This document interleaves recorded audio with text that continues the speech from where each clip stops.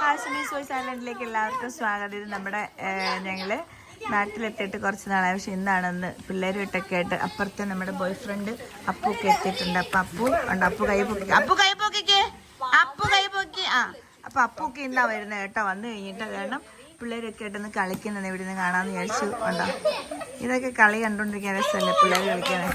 പണ്ടത്തെ പന്ത് എന്തൊക്കെയാണ് കാണിക്കുന്നത്.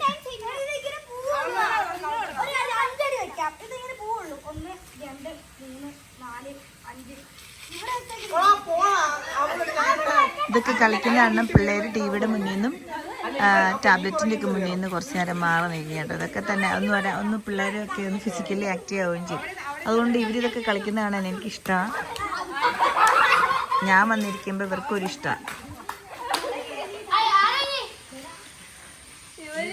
അപ്പം അമ്മച്ചി ഒരു ഗ്ലാസ് ചായ കൊണ്ടു തന്നു. എന്നാൽ ചായയും കുടിച്ചോണ്ട് ഇവിടെ ഇരുന്ന് പിള്ളേരുടെ കളി കാണാമെന്ന് വിചാരിച്ചു.